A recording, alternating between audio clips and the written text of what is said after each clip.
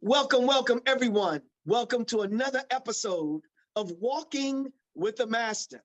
And you know how we dedicate this to, it's in the mind and the spirit of Dr. Moses Powell, my teacher. And what we're going to do is introduce you to another side.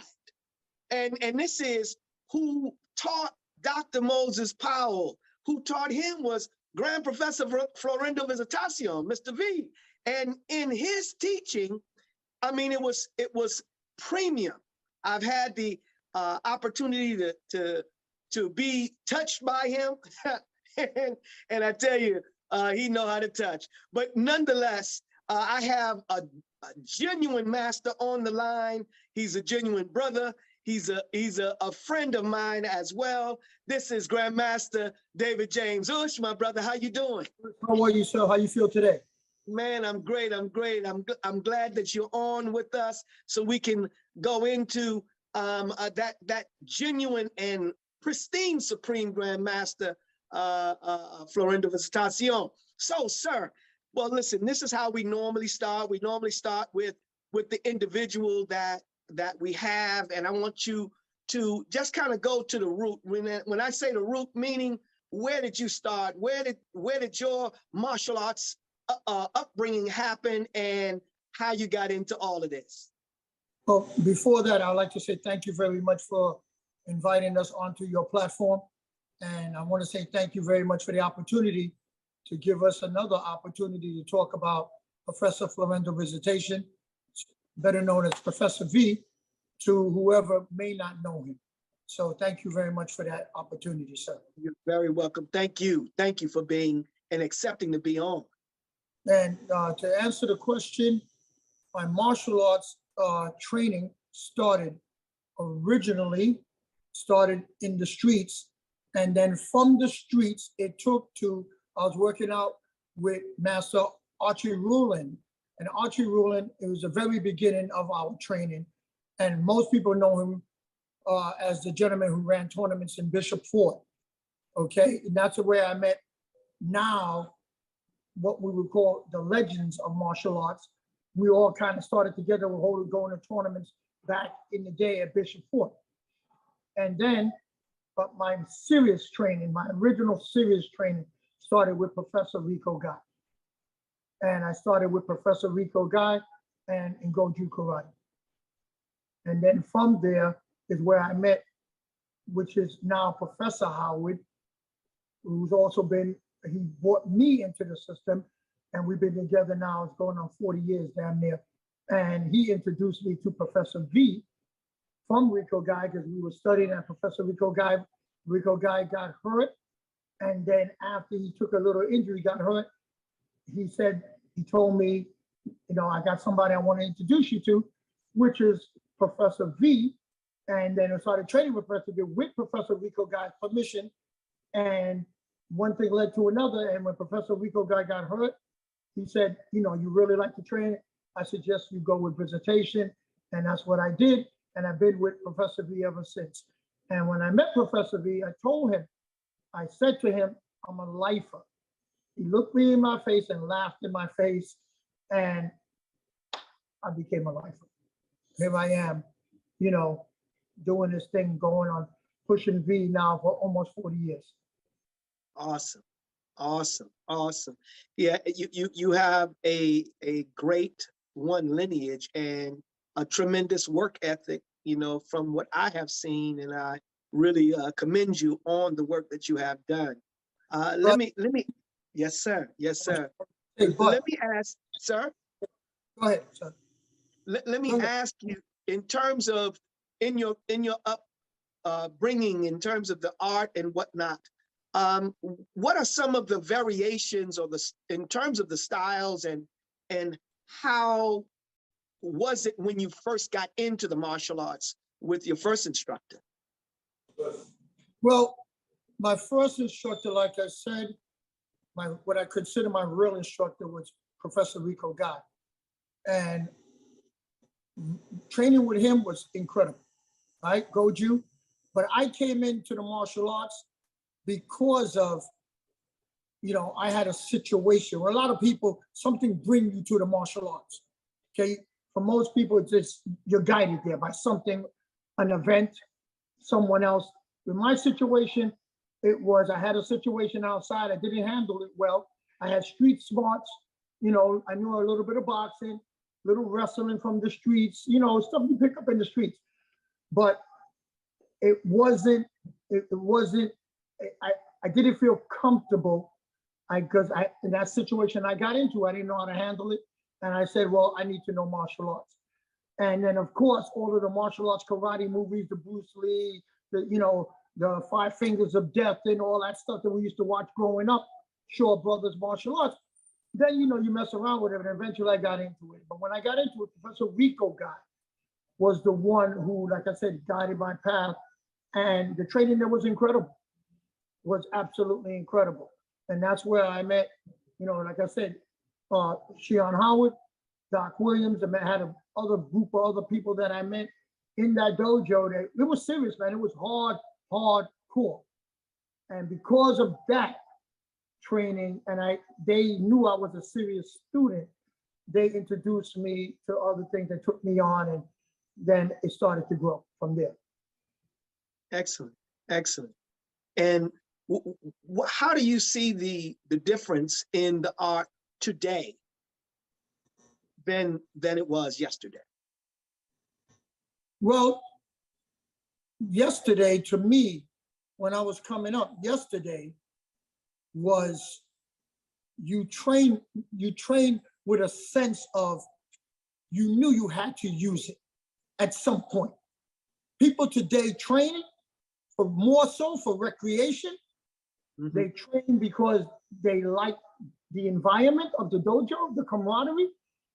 But I don't really believe they walk through the door with a sense of, I'm going to have to use this sometime, because they don't take it serious, because we become a society that people are comfortable.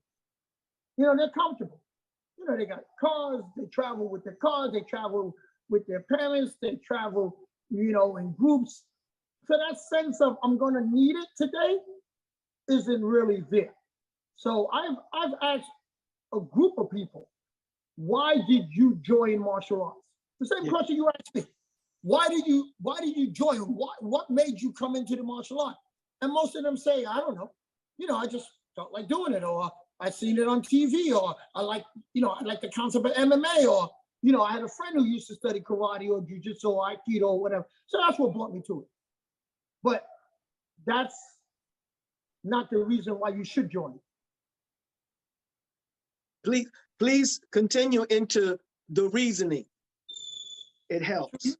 To me, you gotta understand, when you walk into this place, when you come into a martial arts dojo, you should have in your mind, I want to learn this because I need to know this information like insurance. I need to know this so I can understand that I want to feel more comfortable walking the streets. I want to get better. I want to get better at personal protection. I want to get better knowing how to do the things I need that I don't know now how to do to stop someone from hurting me. So that should be my main reason. And along the way, if I meet good people, that's fine. If I meet some lifetime friends, that's fine. If I like training here, because I like training itself and the whole training of the martial arts, that's fine too.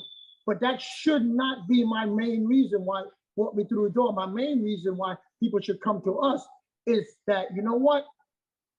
I don't feel comfortable where I'm at right now, walking the streets, and I need to know, I'm going to a professional to learn how to teach me things that I don't know, how to feel better walking outside in the streets, or if I'm with my family and there's a situation come up, what's the best way to deal with it? So I want to go to a professional to teach me.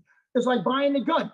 You don't want to just buy a gun and now I got a gun. What do you got to do with it? You got to go to a gun club. You got to go to a range. You got to hook up with a firearm specialist to teach you how to use this firearm, not only safely and when to use it and how to use it, but the best way to use it in different situations. You have situations where you're shooting that gun at targets.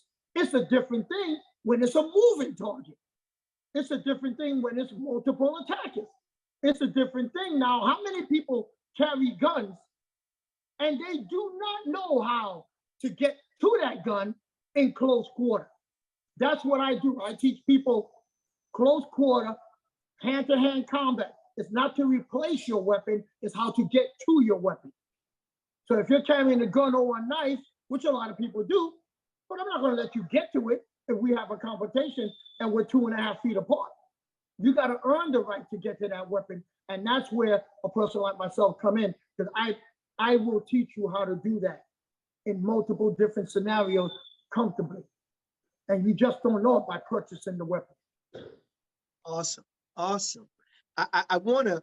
I mean, that's great, and that's talking about how we should be, but it's also talking about how you are in terms of your thinking. I want to kind of go back a little bit, and let's kind of talk about Professor Vee, Grand Professor Vee. Let's talk about him a little bit. You know, which I know, you know, we'll get some smiles out of you on that one. So tell me your first introduction to him, like how, what did he say? What did you say? What is it? How was that? My first introduction to Professor Vee was, I would put it like this.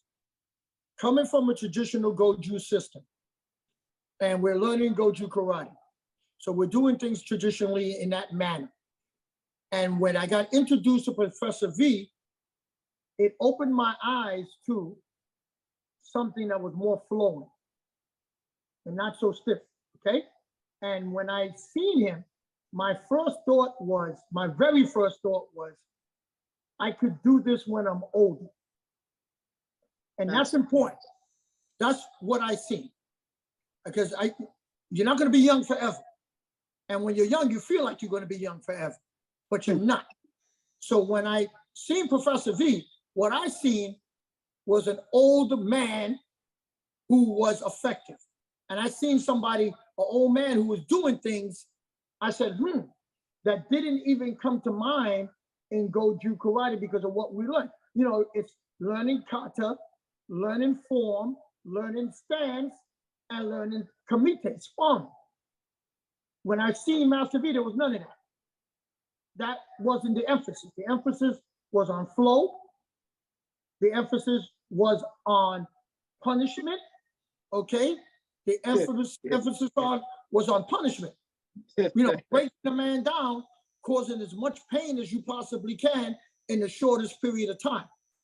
And it was also on. This is what hooked me. It didn't matter. It did not matter your size and your ability or your handicap. You can do something. To me, karate, and I learned this at a very early stage of my training, karate is like boxing or like judo. In judo or karate, okay, when you in boxing, what class are you? Heavyweight, middleweight, lightweight. Okay, you don't put a heavyweight judo player against a lightweight judo player. They're never going to win. The lightweight judo player is never going to win. You don't put a lightweight boxer against a heavyweight boxer. They're never going to win. In fact, the heavyweight boxer could hurt the lightweight badly. Okay, they separate the categories. In personal protection, in self-defense, in protecting yourself, there is no category. Either you're effective or you're not. So what happens at that point now is you are looking at it from the point of, you know what? I don't care if this guy's a bigger man than me. Man, I got to come up with something that I could use against him that will be effective. And when I seen Professor Vee, that's what I seen. I seen a small guy being able to be effective against a big man. So that's when now we're going the connection between Professor Vee and Doc. Now I'm looking at him working with Doc, who was a big man. big stature of a man, even though he was a big man, but he looked bigger than what he actually was, right? Now, I'm watching Professor Vee, move him around, toss him around. I'm watching, all the stuff that's going on. I'm watching him working with Soke Littlejohn. I'm watching him working with Pop and Cowboy.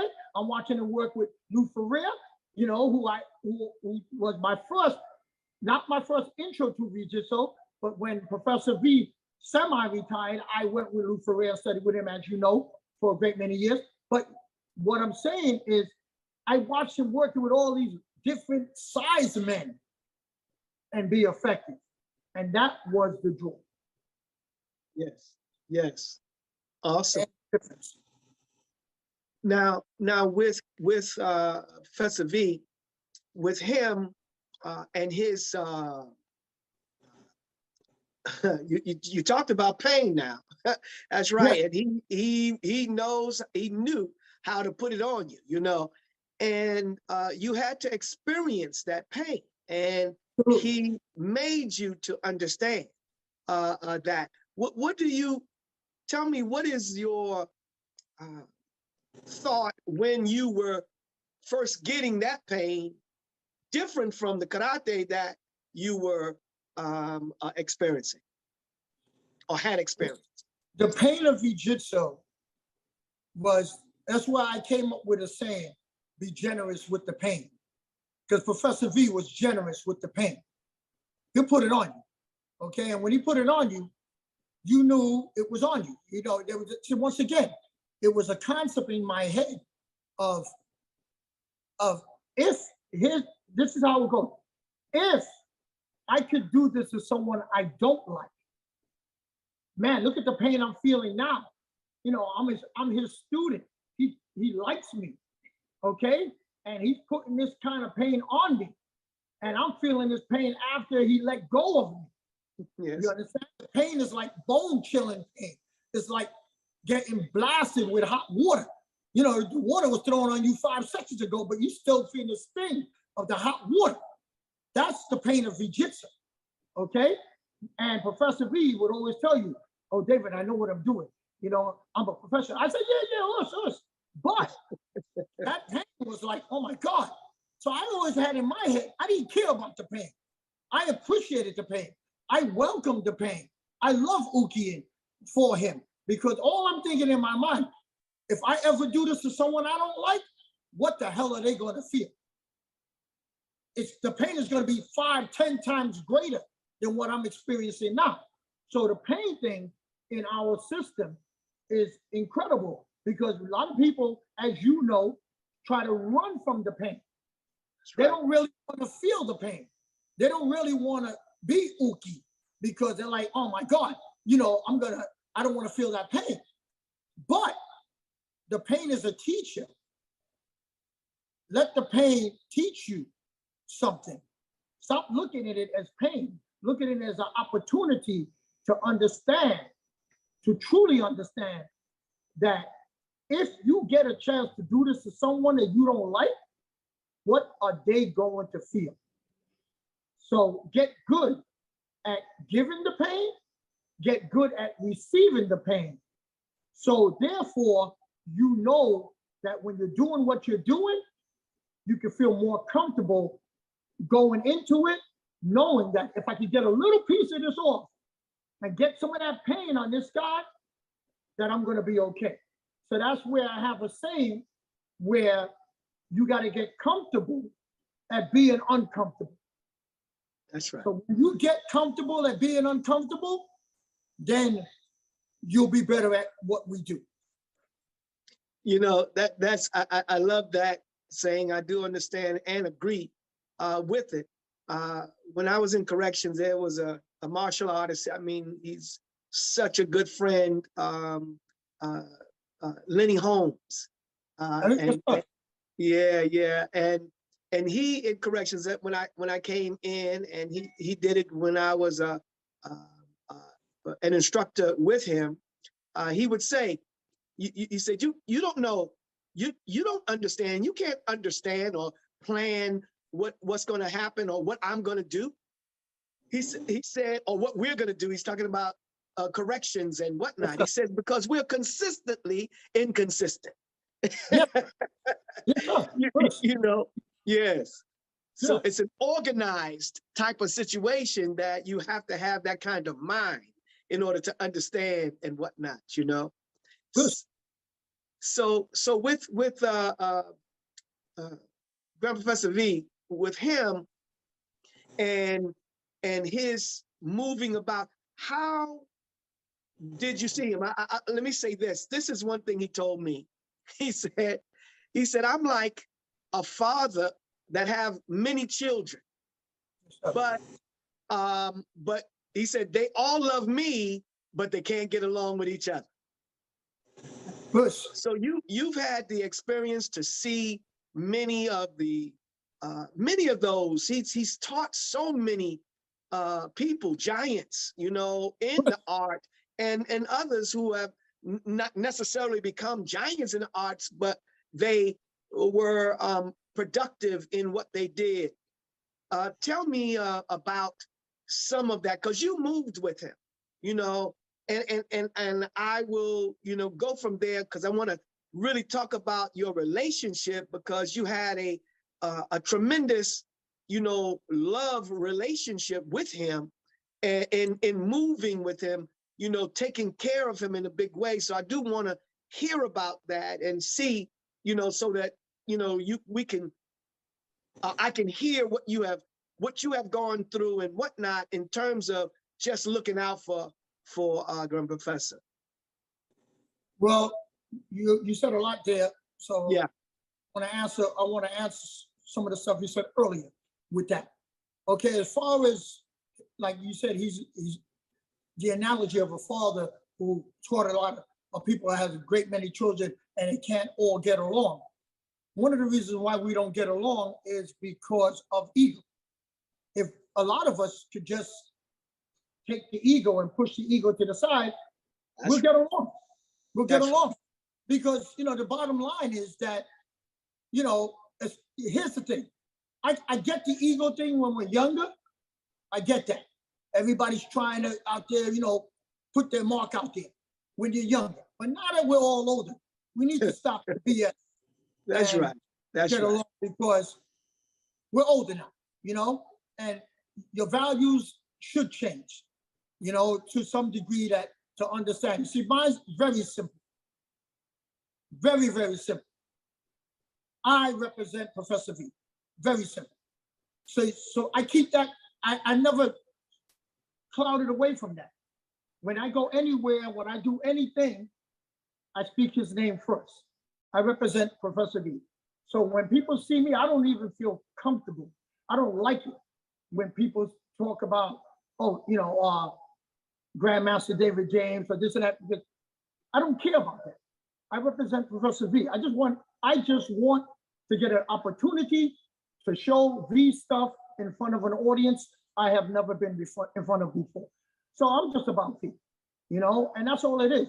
So I don't, you know, I've always believed this. My name or my reputation will grow. Let it be what it is by me going out there doing what I'm doing. I'm just going to do what I do. And people know I represent Vee. I'm about Vee. That's it. And now that Professor Vee, when he passed the system on to me, so I can keep the name, keep it moving forward, I look at myself like the head of Apple, okay? It's only a title for a little while.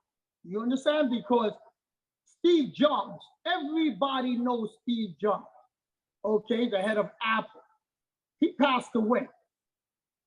The guy who's running it now is the CEO of Apple. He's running it because Steve Jobs passed away. But if you ask people, you mention Apple, Steve Jobs' name come up first. They don't know they don't know the guy who's running it now. The guy who's running it now could walk into a store next to you, right next to you, and you probably won't know who he is because he's just running Apple. And when we pass away, and all the other masters passed away, somebody else has to run Apple. You understand? So I can't get caught up with, oh, the Grandmaster stuff and David James and V. No, no, no, no. We're about V.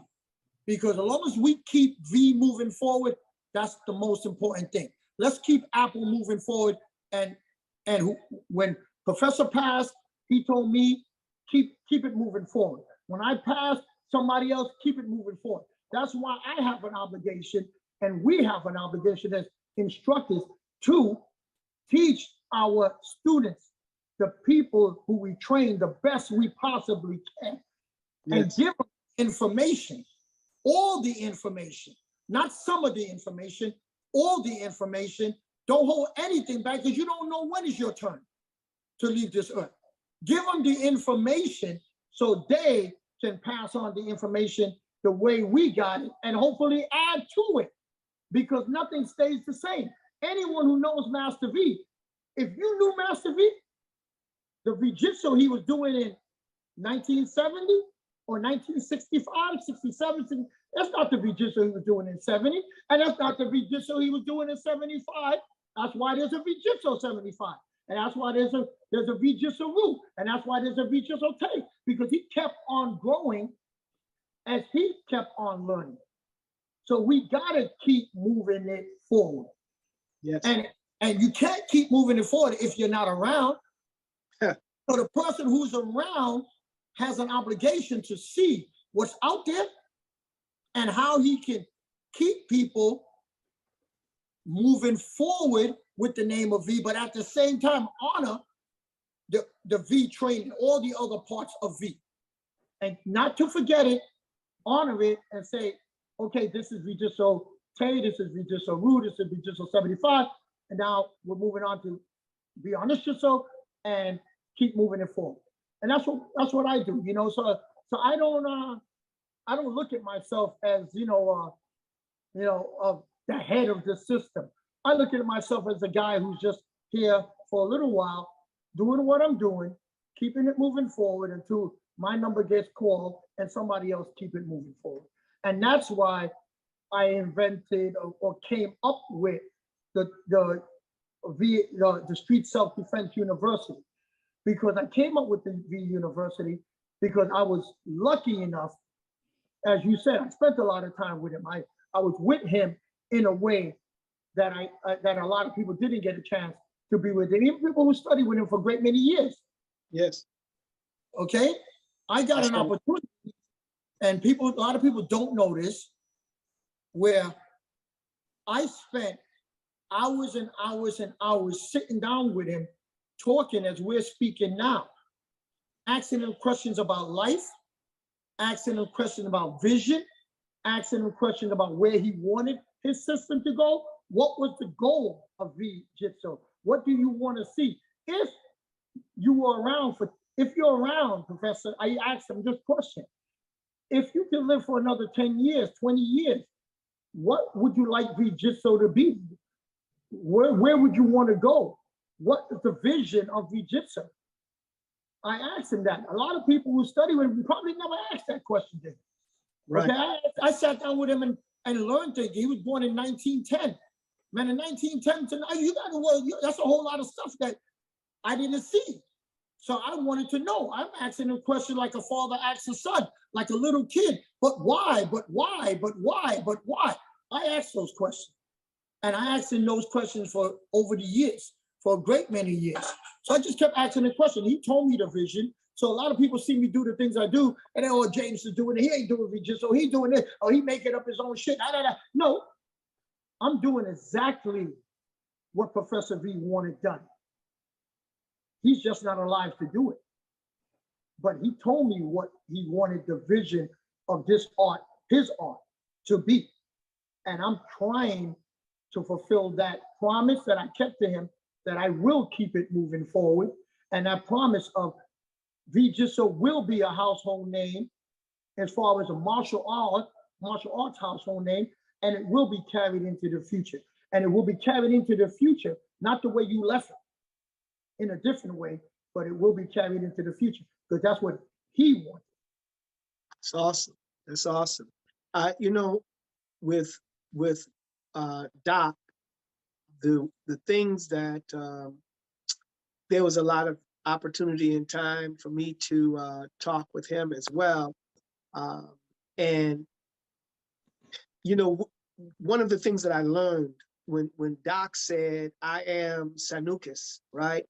I didn't quite understand it until after he passed, and I realized that it was his life walk. You know, he got both of them, Grand Professor Vee as well as Doc and whatnot. See, they were the kind of men, you know, and of course he got it from him too. So that he studied and built up his knowledge and who he was, you know, Vijitsu, you know, that was the style that came up out of him from all that he studied. And like you said, he continued to grow, and it grew, it changed, it did.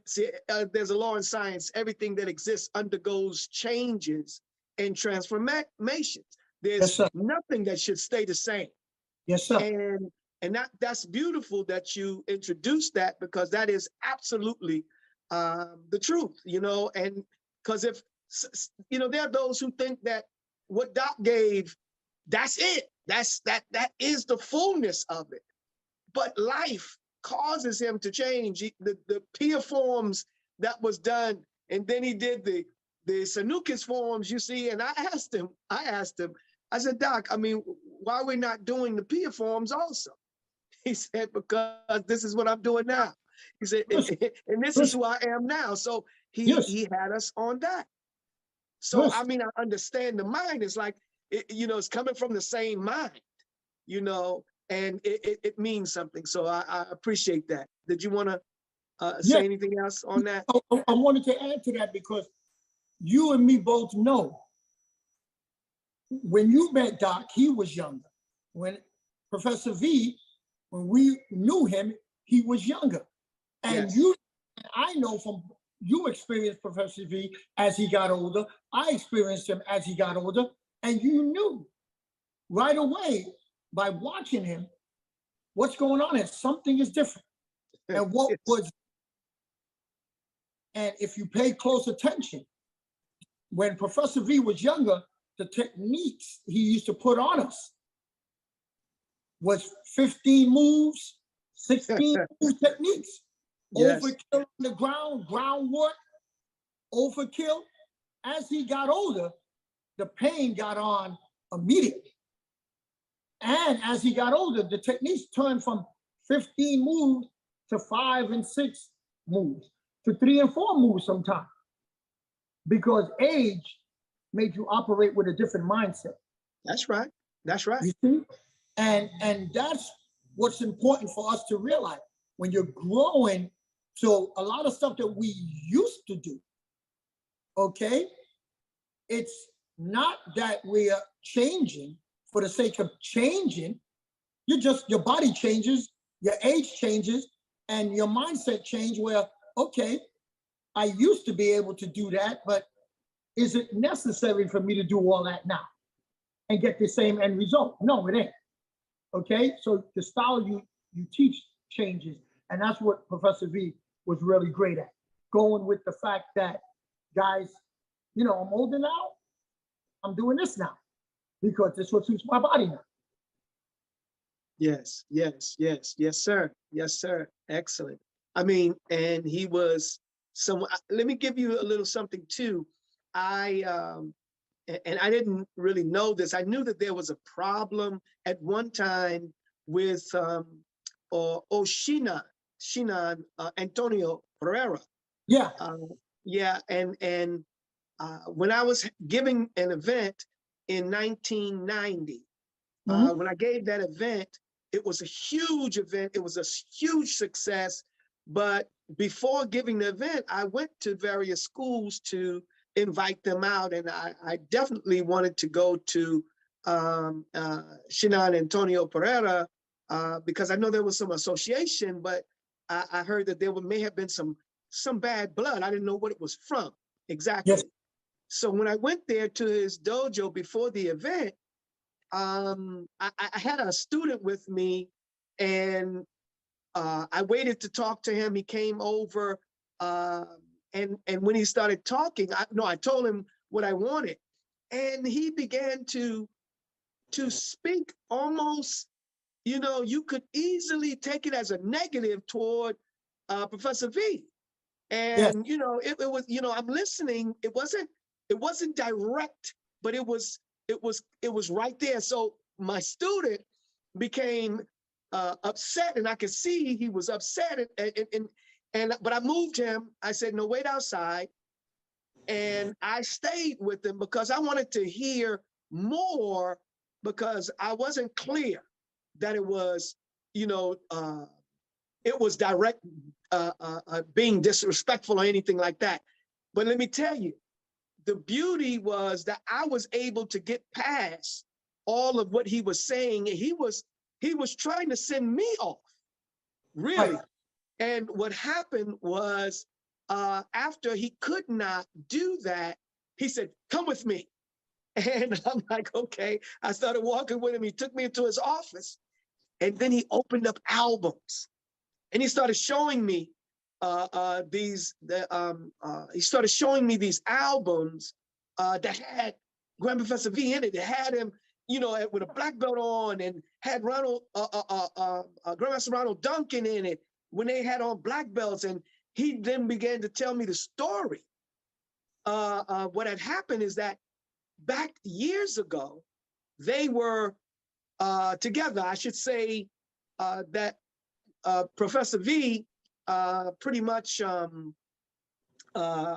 Professor Vee got with him somehow, in some way, and they had a school. They had that school together in one sense. So what happened though is that Grand Professor Vee, Shinon Padera was going to be leaving to go to Japan, and he wanted Professor Vee to manage the school in some way. But he wasn't ready. Professor Vee wasn't ready to stop. He wasn't locked in there. He was still moving and building what he was doing and what he had. And so he didn't do that. So that created that bad blood, if you will. And after that, he said to me, right? He said, listen, because of you, young man, because of you, I am going to come, and I'm bringing my whole school with me. And he brought a ton of people. I don't want to say all his black belts. He brought a lot of them, and students, and they must have brought about, I don't know, 60, 70 people to the event. And he said at that event, he said, after 30 years, he says, there is no more issue or trouble between us. It is over, and now we're one family. It was beautiful, but it just made me to see that how he was the kind of man that was moving. He wasn't the man to go to this style and stop, go to that style and stop. He was building his own self up, because V-Jitsu was what he was teaching. And it wasn't something from anyone else. It was something from everyone. He says it's better to have more. And he mentioned it like this. He said, look at the notes. Do, re, mi, fa, sol, la, ti, do. And he would use that, this analogy, and talk about the notes of the analogy of it. He says, but it's like this, it's the same notes, but look at the different melodies that come out of all of these different, these notes. You sing the same song, but each singer will sing them differently. So that was all, those were that was something that was good for me to receive. But I love him for the kind of man that he was, and and just the little words that he would give me outside of the big pain he would give me. That's why I gotta commend you, because I wasn't, we had our earlier days, but I saw you and how you worked with him and was with him, and in fact, he was with you because you built a school for him to bless the students in and whatnot. So tell me, how was it to have him in the school, working in the school with you? Well, Professor Vee was interesting, and I wanted to say something about Shinon Padera, okay? Shinon Padera he's a very interesting individual. If anyone who don't know Shinon Padera, go look him up, go look up Miyamaru, because he deserved to be recognized and deserved to be acknowledged for the accomplishments as a minority for what he did in the martial arts, his contribution. Okay? Absolutely, absolutely. And Shinon, tell you just as a plain and simple, if it was not for Shinon Padera, my school that I had in Manhattan and us right now today would not exist. So wow. I want, because I was very close with him, very, very close with him. A lot of people don't know this because I didn't put it out there. I don't know if you, I studied with Shinon Padera for 2 or 3 years, okay? Awesome. And it was with Professor Vee's blessing why I studied with Shinon Padera. Shinon Padera and Professor Vee did have a little bad blood between them. And it was because of some of what you were talking about, but I don't even know, but in case Shinon Padera did not go into the deepness of it with you. Yes, like I said, me and him were very close, and I consider to be a friend. I considered him to be a friend and a great mentor because he taught me a lot of stuff that I did not know about the martial arts. Shinon Padera and Professor Vee had their problem because when he left to Japan and Professor Vee ran his school, the problem came in is when he came back from Japan. When he came back from Japan, he told Professor Vee to run the school. It was a co-school they were running together. The students were of a certain level when he left. The problem came not just because Professor Vee was being Professor Vee. It was because Professor Vee did something that he did not feel in his mind at the time. And this is important. The reason why I'm saying this, I want everyone to know, this is a very important part of what goes on in martial arts today. And it's something that needs to be talked about. Professor Vee, when Professor Antonio Pereira left to Japan to study, came back, and Professor Vee took the students that Professor Pereira had, trained them in Jiu-Jitsu, but he did something which caused a problem in his own system, which was he promoted Professor Antonio Pereira's students to another level, just one level up, okay? When Antonio Pereira came back, Professor Pereira came back, Shinon came back. At that time, of course, coming from a very traditional background, coming from the Aikido background, which he came back with studying with Wei Shiba, he went to the Mecca of martial arts, okay, the Aikikai, came back. He showed you the pictures from his book. He showed you the pictures that was in the book. He showed you pictures of a young Ronald Duncan, young Professor Vee training on the floor, all working out together, okay? But he promoted his people. That's what got the division started. That's where the anger came in, from not just Professor Vee educating or growing with his students, it was the promotion of the students. Shinon got very angry at that because he came back and expected them to be at the same level he left them when he went away. Yes. Professor said, you guys are not on the same level. You learn more, you've grown, I'm gonna, bump you up. Yes. That's what's the problem. That will cause a problem for many, many years. And then now as far as the conversation, when he talked to you and how your student got offended, because he was almost talking about Jiu-Jitsu in a negative way, and not almost, he was talking about Jiu-Jitsu in a negative way because he believed in his mind, okay, there is nothing better than what he's doing.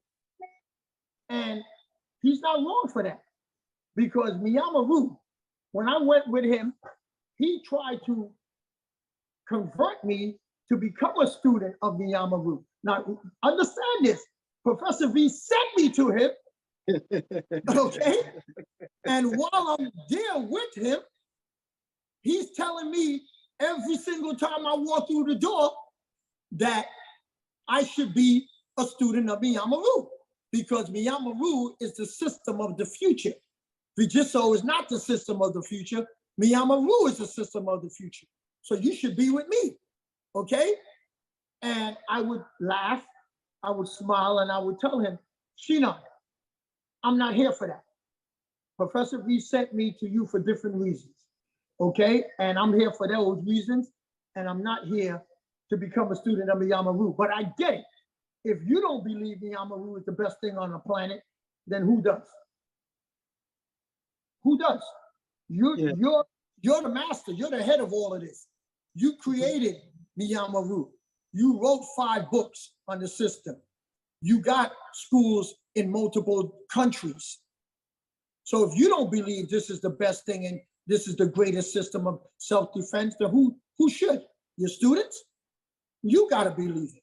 So if you don't believe it, then everybody else, you just ripping them off, taking advantage of people, because you don't believe what you're selling, so to speak. So that negativity, when he said it to me, and always talking negative about Vijiso, I'm the best, our school is better, Professor Vee ain't as good as me, and this is the greatest system, he should speak that way. And so should you speak that way about your school. So should I speak that way about my school. Because if we don't believe it as the head instructors, then who's going to believe it? Yes. Okay? Yeah. You know, so the negativity, that's what he's supposed to do. That's what he's supposed to do. And I get it, because all of these masters all came up together the same way. And I'm going back now to Rico Guy.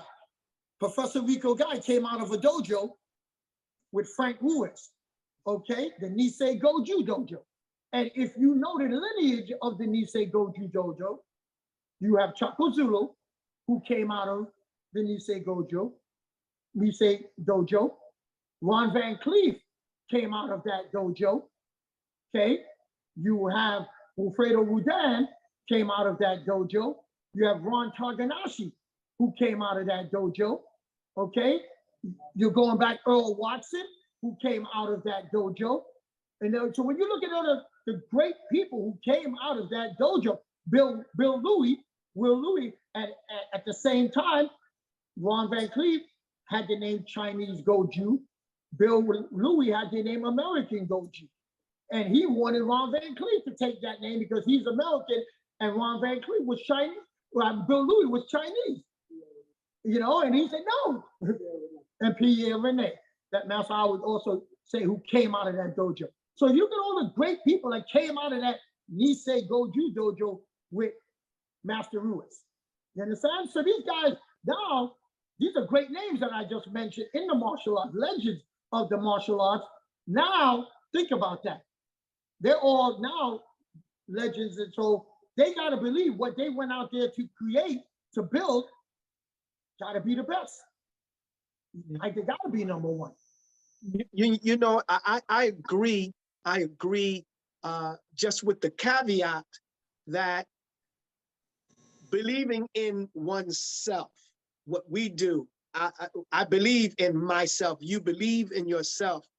But like you mentioned earlier, the trouble with others getting along is the ego part. See, that's where Absolutely. Yeah, that's the trouble. Absolutely. Without the ego, then we all rise as we should, and there's no trouble, absolutely, in believing in yourself and believing in what you do. You know, is the best, because, well, if you thought something else was the best, you should go there. Absolutely, 100%, 100%. Yeah. So you have to, you see, and to elaborate, when I said Professor Vee, when he did that, it caused a problem, but it also caused a problem in the future in his own system. Because as you know, a lot of time Professor Vee promoted people in Jiu-Jitsu who came to study with him on the weekend, or maybe went to his house a few times and study, this is where the problem comes in. And I know, because he probably did it to you.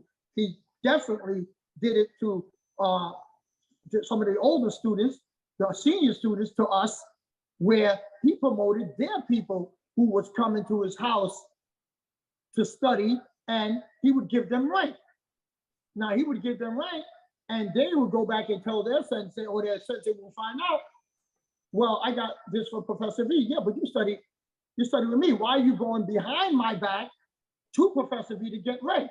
It caused a problem with those. Professor Vee didn't see any harm in that.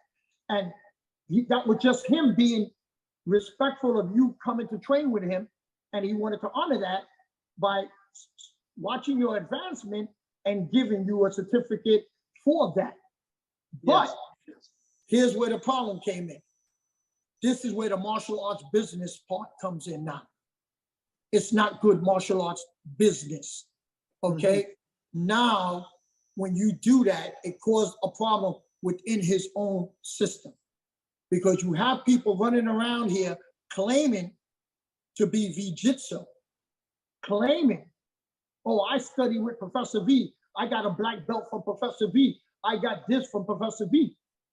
But you know, and I know, Grandmaster Richards, that you look at this person and you say, hold on a second. You ain't spending as much time in the Vee system. You wasn't on the mat as long as I was on the mat, and you come in here with this piece of paper saying that, you know, me and you got the same rank, or me and you got the equivalent of the same timing and knowledge. Okay? You know that caused a major problem. It causes a major problem. That's why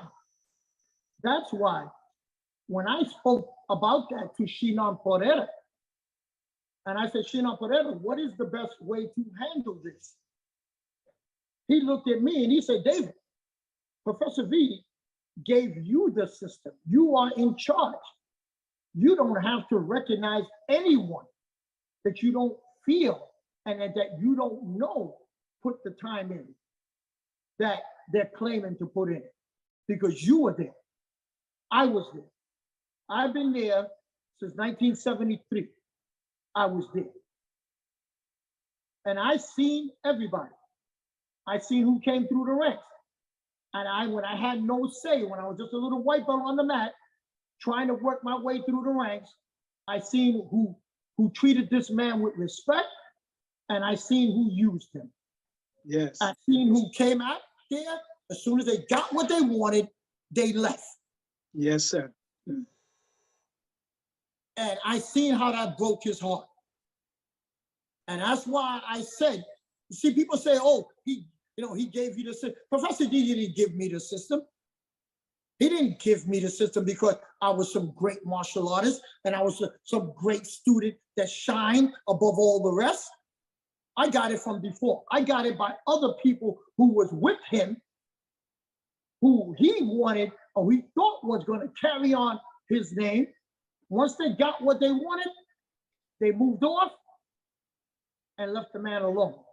And that's when he went grabbing on to these people who were coming to his house on the weekend, hoping that they would stay and they would honor him by moving on the system. No one showed him for real, no one really showed him that I'm going to be with you and I'm going to put your system when you're gone. So you talked about the school I opened up in Manhattan. Okay, at that time, that was $100,000 investment. Yes. Okay. That was the largest school of its kind that anyone had. Okay, the only two schools that was of the same size was Tiger Schumann and Sato on 23rd Street. That was it. We're the only one that had that kind of school going on. And I put that kind of investment in to show Professor Vee, to show him, to let him know that this ain't no fold-up operation, that it could be moved over the weekend. That when you see this, your name will be around when you're gone.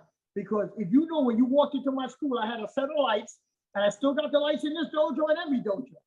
The red lights, neon lights that said Professor Vee on his jitsu. Those lights were the first thing he seen on my grand opening day, was because the place was dark. All the people were there. You were there. And you seen the red lights that said Professor Vee on his jitsu. Not David James Vee on his jitsu, Professor Vee on his jitsu. I did that to honor him, to let him know that I love him. I respected everything he gave me, the time he spent with me, and when he's no longer around, this system will be around because of the commitment and the investment that we have here. It ain't going nowhere overnight. And here we are doing our thing. And I was in that school up until 9/11 hit and a little bit after, okay? Because that school was a $20,000 a month commitment. People didn't know that. 20 grand a month. And we were there for 15 years. Okay? And now we're here still paying a very high rent, doing what we're doing, honoring his name.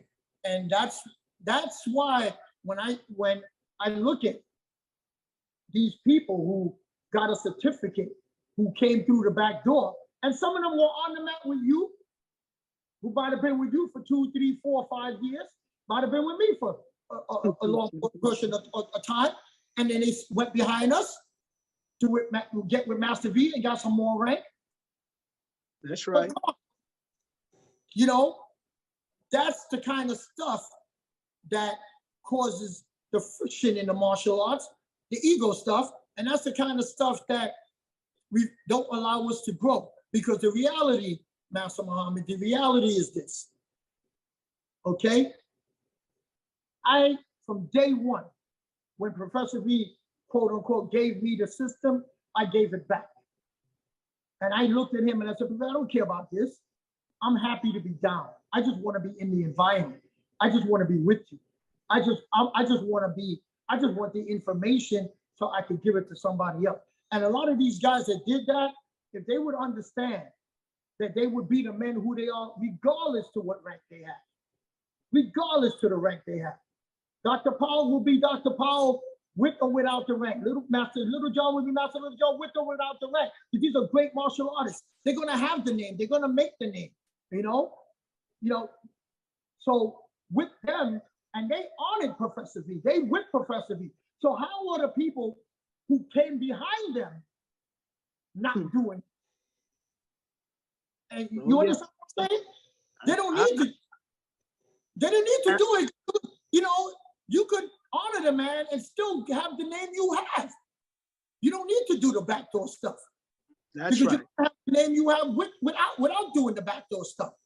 Yeah. Because just be who you are, and people seeing your ability and skills, people will come to you, and regardless, you know. So it's unfortunate that some people did that, but and I used to tell Professor Vee, you see, we had this kind of relationship. I told Professor Vee, Professor, why are you promoting these people? You know, why are you promoting them? Because I want to show my appreciation. But David, as a professor, no, there's somebody else's student. Let that instructor promote them. It caused a problem, Professor, where they don't need to be a problem. Okay? But he didn't understand the martial arts business of it, and he did it, and it caused problems. You know, and hopefully now that people are older, they'll understand that, okay, forget all that. Let's just stop all that nonsense and honor the man and move it forward. You know, because you know, you're gonna, whatever accolades you're gonna get, man, you're gonna get with whatever name you're using. It don't matter. Just be who you are. Yes. You know, just yes. Who you are. But there is a separate side to martial arts. There's martial arts, and then there's a martial art business that we need to understand, get better at, so we can be around, so we can exist. Because there's no free rent. Ain't nobody giving nobody out here nothing for free. That's right. In order for us to do this, we have to pay for the space that we use. So people need to understand that. And if we go about it the honorable way, people will support you. And That's people right. will back you, and people will just say, hey, I understand what you're doing. I understand your cause, and I'm going to support you. And that's that. And if you do it the right way, you'll get the support. And if you do it the way with ego, then I promise you, you won't last. When you die, your system is going to die right with you. That's awesome. And you know, I really appreciate that kind of talk, because it's, you know, I really, in my mind, I was smiling because it didn't stop there. You know, it happens. It continues to happen, and there are those who took the back door, those who, you know, it's real, and we could definitely talk about those things. And in fact, I want to talk. I want to do this again with you. I want to have another interview with you so that we could definitely, you know, share more, because I've had a great time. I mean, we're right at an hour right now, and there's more that I would like to even ask, but I've been edified tremendously by what you have shared, and you really helped me now, you know, because that was years ago when with the piece with Shinon, and you actually tied a piece that I didn't get to help me understand more of what was going on or what happened. But I'm still happy that he felt the need to relieve that trouble or that problem because of my being able to get through that situation. So I'm just thankful that I was able to you know, have that happen, and that he did it in front of everyone, and he said it. And you know, I didn't expect him to say that kind of stuff, and he said it in the presence of everyone that was there at that event. We had about 900. It was about 950 something people that came to that event, and it was, you know, major guys, you know, Grand Professor Van Cleve, you know, so it was great. So anyway, but one of the things I would like to say is that with all of these, I call them old timers, because I was blessed enough to get to know a lot of the old timers closely. I'm blessed to know Professor Duncan on a different level. I was blessed to know D. Pasquale Sr. on a different level. I was blessed to know Pete Saragano on a different level. And the same thing with Wally J, and the same thing with a lot of the grandmasters that passed, Doc Powell. I was blessed to be able to spend a few really what I call personal hours with him, you know, and on top of the other time, every time I got a chance to get with him, you know, one thing about all of these old timers, they realize is that now that they're older, all of that other stuff don't matter. When you're older, all that other stuff don't matter. Get together and move your art forward, man, and move the system on forward, because we're not here. All of us are not here forever. We're here for a very short time, you know. And I just want to say one thing, which is important. The university that I did is for all. So it's for all the people who want to get information on our systems of Jiu-Jitsu. It's there for every single person. It's no matter, regardless of style, whatever, it's information. Go get the information. If you're interested in V or want to know some V techniques, go to the Street Self-Defense University and get the information. And I'm doing something that you would appreciate, being a retired law enforcement officer yourself. I'm doing a seminar for the whole entire month of March for law enforcement only. Okay, it's for law enforcement only. It's 4 hours every Tuesday and every Sunday. 4-hour seminar for active law enforcement agents.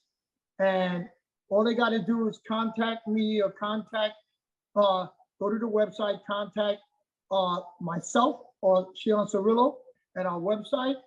We'll disclose the location. We're not disclosing where it's going to be held, because we don't want no knuckleheads coming there trying to do some stuff to law enforcement officer based on the climate that's out there. That's right. But they need training. They need extra training. And one of the things about the V training is it takes what they did not learn. And you as a law enforcement officer know that what you learned in your basic corrections training was nothing compared to the knowledge you got from Doc and Professor V. That's It right. took you to a whole nother level that was able to help you in your amount of years that you spent there. So we like to offer that to other law enforcement officers. There's absolutely no charge for that. And those law enforcement officers who are out there, it's absolutely free for the entire month. They're 4-hour sessions. Just contact us and we'll get back to you and let you know the information on where it's going to be held and the hours and all the other stuff. So once again, Professor Muhammad, I want to thank you for the opportunity.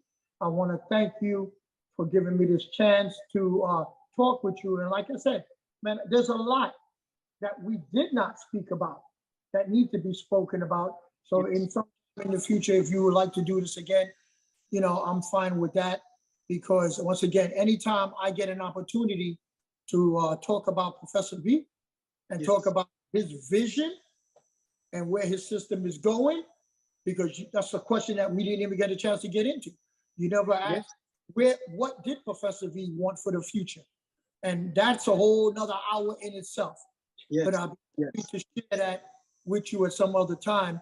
And because I would like the people to know what Professor Vee had in his heart and what he would really, what did he really want for all of us who's teaching Vee? What did he really want us to do with it in the future? And that's something that I would like the general public to know, as well as the martial arts community to know. You know, I mean, it might help them, because it might help them, because a lot of people train, and they never ask you. How many of your students ask you, Professor Muhammad, what's the vision of our system? What do you want for your system? What do you want us to do in the future? Where would you like us to carry this? How many of your students ask you that? I guarantee you probably zero. You're absolutely correct. Maybe two in a different kind of question, but no. See, because many of them are thinking about themselves and their growth, but not. Yeah, it's not necessarily, you know, what the desire is from the person who's running it and keeping it going so that you can extend it. But yeah, I got you. I understand. You know, and that's important, because you know what?